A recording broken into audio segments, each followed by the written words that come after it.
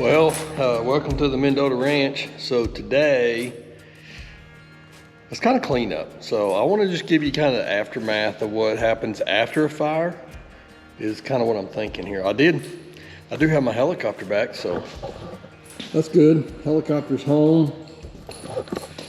So that's good. And what else we got going on? So here's what we're gonna do. Let me turn the light off here. So kind of my plan today is to get the loader moved.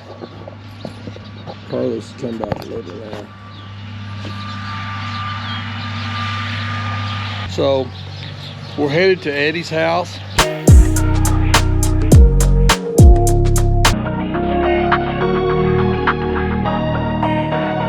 We're gonna take the loader over there and his telehandler.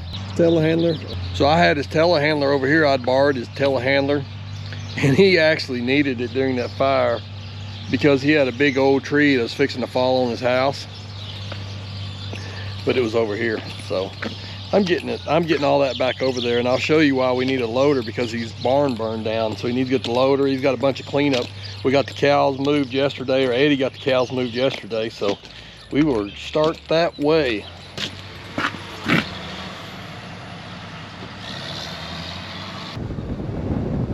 Thank goodness we had a little bit of rain before that fire, and the grass where it burned, the grass is already trying to green up, which is awesome. But let me show you something what the Texas Forest Service does. Oh, it pisses me off. You want to see something that pisses me off? This is what pisses me off. Texas Forest Service comes in here with their little dozers, and look at this crap.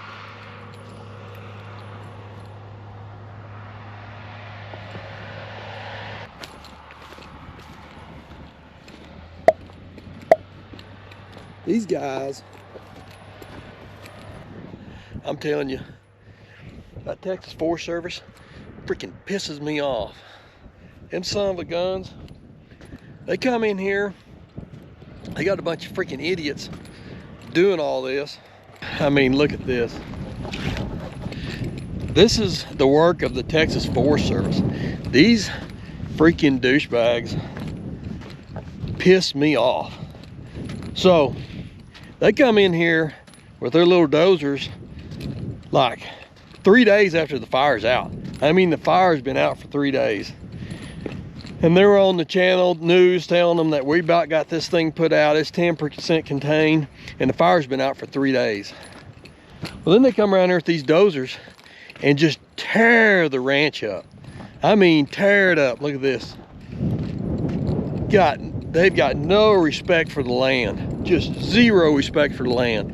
I mean, it's one thing to burn all your country down, but then to have it get kicked in the shorts with freaking Texas Forest Service coming in here with their freaking dozers and just going on for miles and miles and miles. And they were down there in the creek, just tearing the creek all to hell, just tearing it up. And I ran them off. I said, y'all get the hell out of here. So then they start leaving. Well, hell, they start dozing on the way out, and I go catch them again. And that guy's go, don't be cussing me. And I'm like, hey, I'm not cussing you. I'm just telling you to get off my ranch. Pick your dang blade up and get off my ranch. And so then I leave. Well, then they just circle right around behind me, and here they come again. And I'm telling you, this is what they do. This is what they do.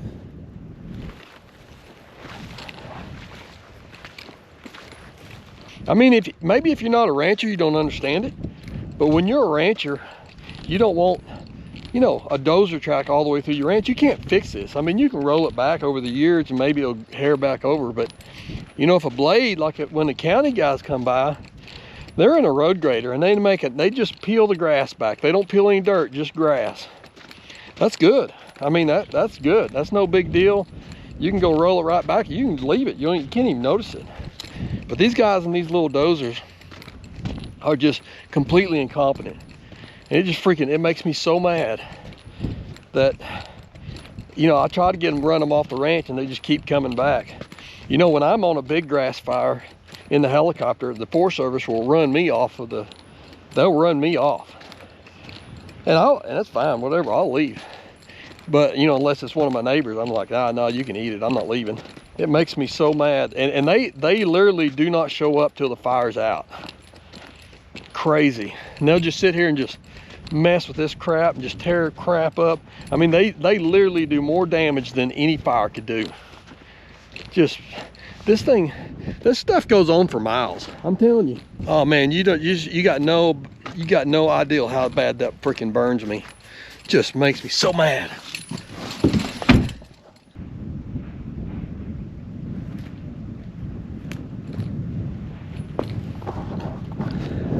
So, you know, one of the things about red deer, luckily, I don't know, some of these trees might make it, not very many. Eddie had cows in here, so he had the fuel load cut down pretty good, but I don't know, all these trees. So it's kind of interesting. Back when we were kids, we used to ride three-wheelers up and down red deer, never dodge a tree, never dodge a bush. It was just sand from bank to bank.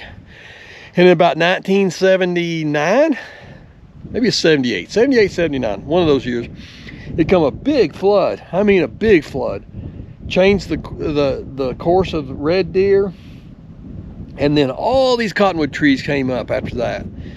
And so most of these cottonwood trees out here are like 1978, 79 model cottonwood trees. And I mean, a bunch of them had died. Of course, they all burned up, but a bunch of them had died. But it'd be interesting to see, you know, is it gonna go back to sand? Is it gonna be good and grass? Or is a bunch of cottonwood trees gonna come back? I don't know. But yeah, this is one of our biggest fears. We always feared that, you know, red deer was gonna burn down, and that's kind of what happened here. So, but like all these cottonwood trees are dead. They're dead. That one's dead, dead, dead, dead. That one down there at the bottom, see how it's ringed, dead. I'm telling you, these cottonwood trees, if they smell smoke, they die. So most, I'd say 99% of these trees are dead. There's one or two of them I've seen that look okay. Like maybe those two way out there might be okay. I don't know. I think there's a couple. I'm seeing a couple over here that might be okay. There wasn't enough fuel to catch them on fire. But if you're going to have a wildfire, March 29th is a pretty good day to have it.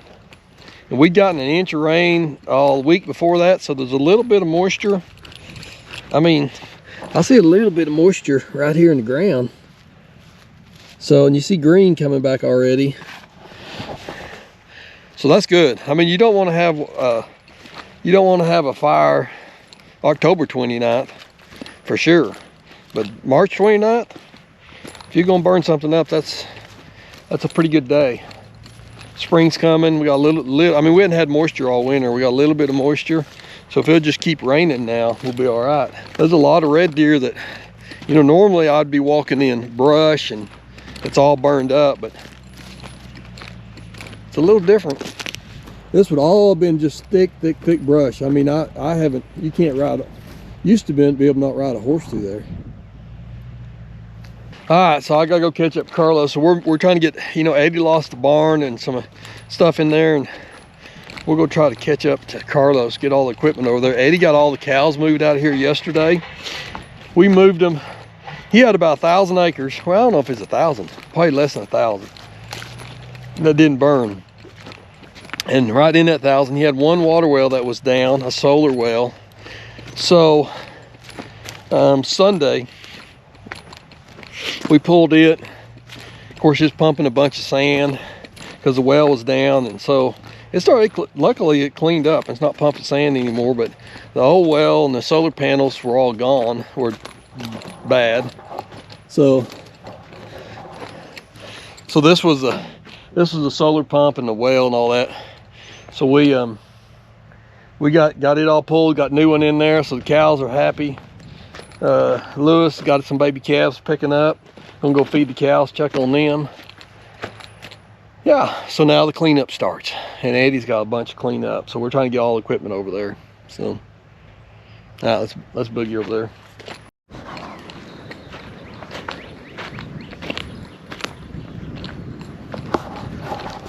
So this is Eddie's barn that burned down. And you can see how hot that fire was coming in here. Look at the bark on those trees.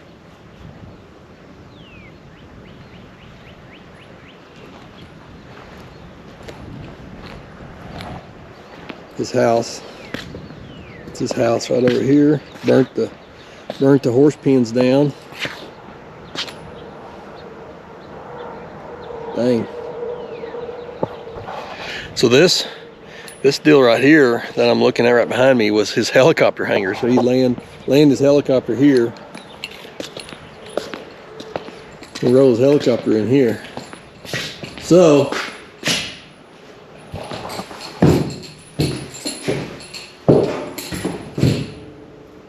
yeah.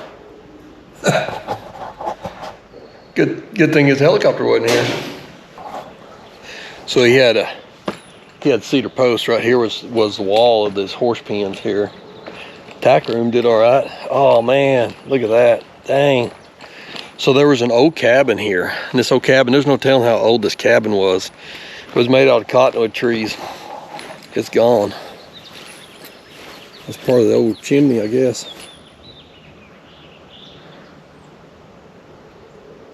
Dang. Not very many cabins in this part of the world. Oh man. Hate to see all that go. The old lawnmowers didn't fare too good. That one was brand new. This one had a while. Oh shit. Oh my God. He told me he had about shotgun shells, what's left of them. So I think he had two pallets of shotgun shells in here. So I think each pallet's like 6,000 rounds. He's a Eddie and Todd, they shoot shotguns about every night. And they burned up a bunch of shotgun shells here. Holy crap, look at all them.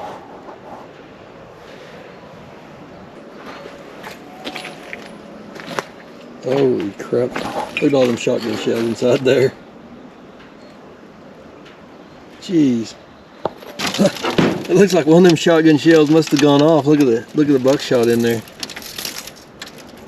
That's interesting. Holy crap.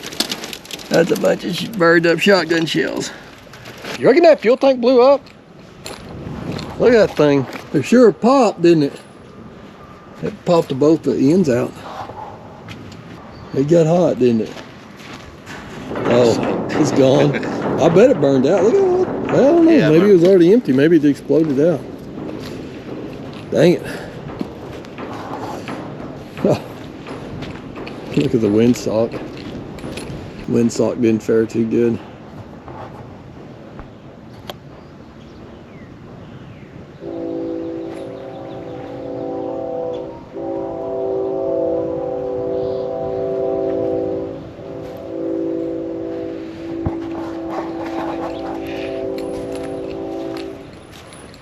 Alright, well, we got a bunch of work to do here. Alright, see y'all next week.